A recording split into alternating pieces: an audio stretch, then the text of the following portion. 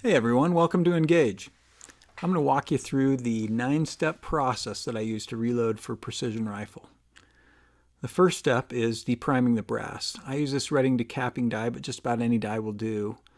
I'm using this one in part because it has a thinner decapping pin that's designed for the small flash holes in my brass.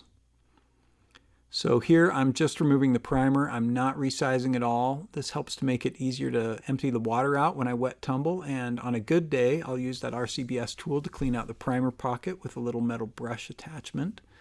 As you can see, it does a really great job. Other days, the deprimed brass will just go straight into that gallon jug I bought from a local grocery store for about $9. I use that for wet tumbling because I spent my money elsewhere on the reloading equipment and I'm too cheap to buy a nice wet tumbler. I don't use a brush on the inside of the neck, in large part because wet tumbling cleans the insides of the brass as well as the outside. I put about 5 pounds of stainless steel pins, fill it up with hot water, add a tablespoon or two of dish soap, a half a teaspoon of Lemmy Shine, and close it up. Next, I clean and dry the brass. So here's how much Lemmy Shine I typically use. Just prop that gallon jug on the treadmill in the basement and let it roll. I really like wet tumbling better than the dry tumbling because it cleans the primer pockets. When I dry tumble, man, I always end up picking out chunks of corn cob meaty out of the primer pockets, and I really hate doing that. And yeah, I've never had to do that with wet tumbling. So while it's cleaning, it's always a good idea to enjoy the weather, kick it with your family, grill up some steaks or something. I typically tumble my brass for around 3 to 5 hours. It comes out real clean after that. Once the brass is clean, I rinse it in a sink upstairs, and here's a pro tip for you. Use a sink that your significant other doesn't care about. I learned that one the hard way. I use a 2-bowl system. The inner bowl has holes at the bottom that let the pins fall through, but keeps the brass in the upper bowl. I'll rinse them about 5 to 7 times until the water runs clear, and then I will dry the brass. If it's a nice day outside, I'll set it out in the sun. If it's in the winter, I'll stick it on a heat vent. And that takes us to the next step. And that next step is annealing. So I've annealed with different torch type devices. They all work, but I've really loved my Annealing Made Perfect Mark II. It uses an electric current to anneal the cases exactly the same every single time. I can anneal 50 of them today, come back in a week and do 500 more exactly the same, and I don't have to mess up any more cases setting a torch up and getting the timing just right. It anneals to the right place on the shoulder every time. You know, why anneal? You definitely get better brass life out of it. I'll get 16 firings easy from this brass. This is 6 Creedmoor brass. And chances are the reason the brass will be retired is because the primer pockets give out.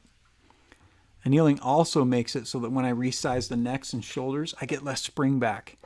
You know, that's one reason that I anneal every time.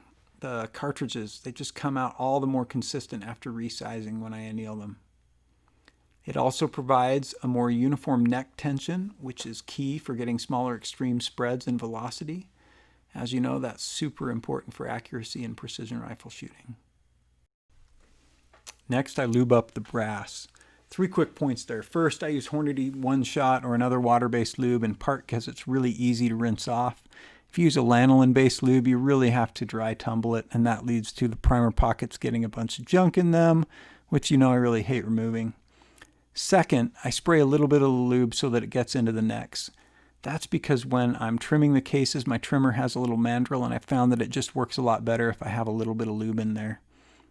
Finally, I'm pretty generous with the lube. I've found that the cases are more concentric when I resize them with a lot of lube, and anybody who's ever dealt with a stuck case in a die knows that the cost of a little extra spray is totally worth it. Resizing the brass. So I use full-length bushing dies to resize my precision rifle cases. This one's a Redding Type S die with a 270 bushing in it. I measure the brass head space off of the case shoulder using a comparator gauge from Hornady.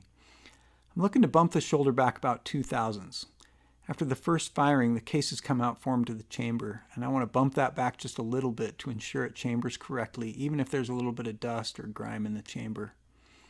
Some people argue that you can get better accuracy by not bumping the shoulder back as much. I haven't seen that at my level of shooting. My groups are the same with no bump, 1,000th and 2,000ths, and the bolt just seems to run a lot smoother when I bump the shoulder back a couple of thousandths.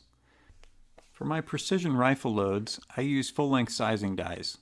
They size the body of the case down enough that you get easier chambering and bolt lift when you're extracting the rounds.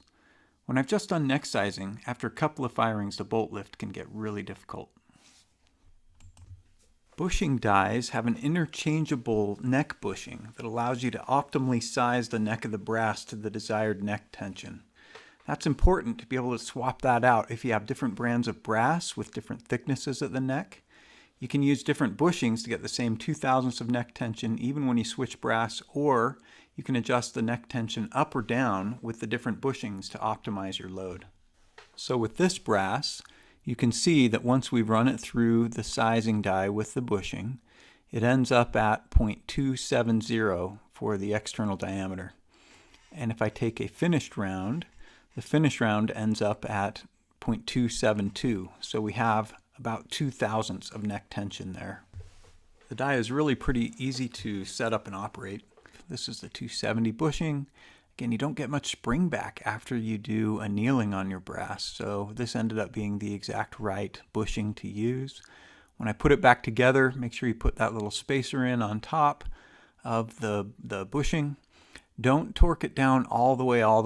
I usually tighten it until I don't feel it slip at all, the bushing inside there, and then I loosen it up just a little bit. You can shake it and rattle it. You'll hear it just rattle just a little bit. That's in part because you want it to free float within the die there. When the bushing free floats, you're in general going to get it so that it aligns the brass a little bit better and you'll get more concentric ammo. At least that's been what I've found. Using a bushing die often results in a little ring that you see at the bottom of the neck. That's because there needs to be a little bit of space between the body of the die and where the bushing sits. I found that to not be an issue at all. If anything, it helps seal the chamber a little bit better. That, coupled with annealing, gives you a very, very consistent carbon ring. You can see that the carbon on these cartridges is aligned up almost exactly the same place. Again, you want it to be as consistent as possible, and that annealing and bushing die I've found to be the best way to do that. So I love reloading and chilling, watching some TV or listening to a football game. But the one step I hate more than picking media out of primer pockets is trimming a brass. Henderson Precision Trimmer, this thing changed all of that. I've used Lee trimmers, Lyman, Hornady, World's Finest Trimmer, each of them work. But it was totally a painful process, and this one feels very different to me. You can see here that it trims everything to exactly the same length. I've only really ever had it occasionally give me a half a thou or 1 thou difference on the odd round. And to boot, it chamfers and deburrs at the same time. I mean, just literally cheer out loud for that. That's awesome. So I spin them up and I just kind of go. It's been the best investment, and it is a serious investment, don't get me wrong, in reloading equipment, but it's improved my enjoyment of the process immensely. Thank you tons to the men and women of Henderson Precision. So then I give the brass a quick rinse with hot soapy water to knock off the lube and then dry them again before priming. Next is priming. I've used a number of hand priming tools, and it really does have good feel. I can tell exactly where I'm seating the primers. But my hand really always hurts after a couple of 100 rounds. I don't feel like I get a good enough feel when I seat them with my progressive press or my single stage press. This RCBS primer tool feels like the Goldilocks priming tool for me. It's pretty quick to prime everything, and the lever is just the right length to let me feel right when the primer bottoms out in the pocket so I don't crush the primer or seat it too shallow. Almost there to our loaded rounds. The next step is charging and seating the bullet. I typically do both those steps at the same time. I dump the charge, get the next charge trickling, and then seat the bullet. This is a Redding seating die with a micrometer at the top. It makes it really easy to adjust the seating depth if you're off by just a little bit. For accurate seating depths, I measure cartridge-based bullet ogive with a comparator. It's a much more consistent way to measure, as the tips of the bullets can vary by a couple of thousandths, and then you end up changing your die and chasing that optimal seating depth time after time if you go off of cartridge overall length. But this is where it really all comes together. If you've annealed, If you have a good seating stem and press, you can consistently seat bullets to the same base to ogive measurement within 1/1000th every time. For my current barrels, they like it when the bullets are between 20 and 40 thousandths off the lands. Once I've determined that length from base to ogive that gives me 20 to 40 thousandths off the lands, I'll load my cartridges to that length. I'll also add that having a good scale is key to getting consistent velocities. There's a study that I'll link to below that showed that each granule accounts for 1 to 2 feet per second in velocity. Yeah, it is extreme, but this scale will get me to within plus or minus 1 granule.